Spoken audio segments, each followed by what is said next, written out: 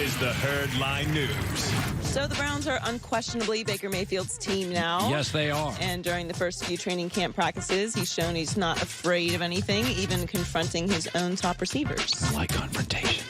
Those guys know that that's a big part of our offense, and they know that. It's just the fact that if we get lazy and we let things slide, we need to be over-communicating right now. That's what the good teams do. There's an appreciation from my end that, he's able to come communicate and talk through things, and it's just having that open relationship. Obviously, there's a chain of command when Freddie says goes, but just being able to talk through things and see it from their perspective or mine is really good.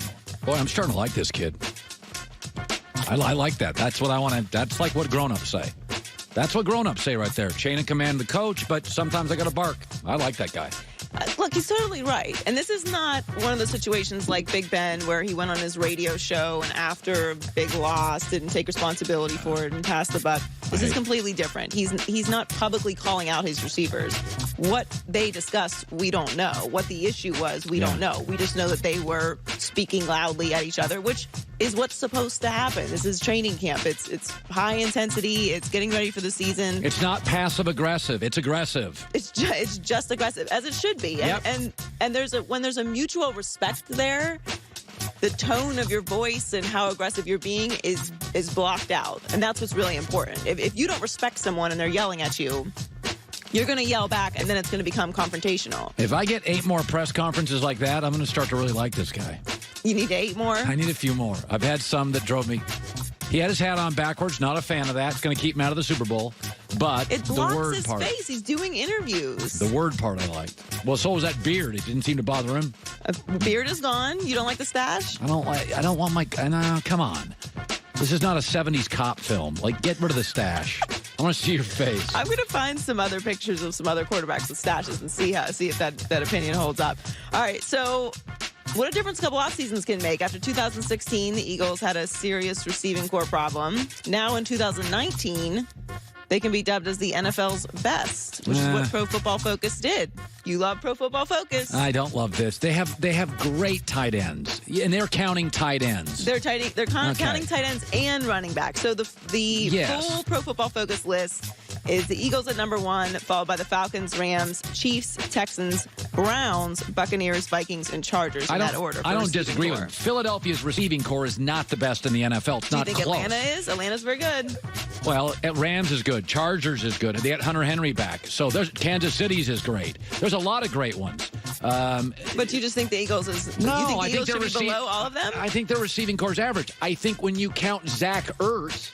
And, I mean, but that is part of... Yeah. They didn't say just receivers. But they're saying, it says 2019 Eagles receiving core. That usually means wide receiving core. I don't like that. It's expanded. Yeah, I don't like the headline. If you're asking me, do they have a bunch of guys that can catch? I'm like, would you say offensive weapons? Would that be a better title for it? Yes. And then you would keep them at the top or no? No, but I'd have them top 5. But you're just telling me wide receiving core? It's not a top 5 wide receiving core. I don't know. Rams is better. Pretty good. Chargers is better. The Falcons is very good also. Falcons is very good. Let me think of a couple. I can think of a couple. I mean, so you widely don't agree with this list? San Francisco's now is pretty interesting. You'd put them in the top 9? For receiving core? No. For offensive weapons? Yes. But that's what the title should say. It doesn't. If it said top offensive weapons, I think they're like 5 or 6. Okay. So finally, the Lakers introduced their new coaching staff yesterday, and Frank Vogel said he is not worried about Jason Kidd undermining him. That makes one of us. But what about LeBron? Because he has been notorious with having issues with first-year coaches, and this is what he said. Yes, he has. I did feel support right from the start from LeBron. He's always shown me a great deal of respect, dating back to our battles when I was in Indiana and competing with the Heat in the conference finals and coaching him in the All-Star game. He's always shown me a great deal of respect. So, I felt like, there would be a lot of support, and there was immediately. And, that's continued, on through up to this point. And, hopefully we can work together to build something special. Sounds optimistic. We know that LeBron has had issues with some coaches in the past, Mike Brown, Spoelstra, obviously David Blatt, Luke Walton, and he had some clashes with Ty Lue before they figured it out. But probably most notoriously was Eric Spoelstra, because he really was not getting along with him and they stuck with him and it all worked out. I think he does have respect for Vogel, because he did have some battles against his teams. Roy Hibbert. Those were interesting games. They were great series. So I do think they clearly have a prior relationship, which is good. I think that it will be very interesting to see how LeBron approaches this year entirely, because he's coming off his first major injury. It was a colossal failure and breakdown last year. They have to establish a new culture. You've got your pieces around you, so there's no more excuses about what you can do on the court. And he's going into a new phase of his career. So I don't think that they have time to have clashes with the coaching staff as he's been in the past. You know who should love Vogel is Anthony Davis. Frank's been pretty good with bigs. So this actually, if I was Anthony Davis, this is one of the 4 or 5 guys I'd like. He's worked now how he makes the pieces all work, but Anthony Davis is, I'm really more than anything with the Lakers. I want to see LeBron with another big. I want to see how it works. So and how Kuzma is going to emerge in another year. Yeah. Good stuff, Joy, with the news. Well, that's the news. And thanks for stopping by.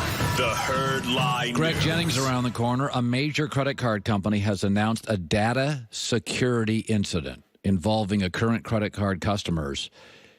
100 million people could be affected. They said 140,000 Social Security numbers, 80,000 bank account numbers were taken from credit card customers. Those are daunting, scary numbers. With your personal info from a data breach, criminals can open accounts, file tax returns, buy property. So many ways cyber criminals try to take what's yours. And there's more than ever and more scams than ever. Good thing LifeLock Identity Theft Protection has added the power of Norton Security. They're all over your devices, protecting your devices. The average home has 17 devices. LifeLock can't prevent all theft or cybercrime, but LifeLock with Norton Security will see stuff you'll miss and solve things you can't. Go to LifeLock.com or call 1-800-LifeLock. In both instances, use the promo code HERD, H-E-R-D, for 10% off your first year. 1-800-LifeLock or LifeLock.com with Norton Security.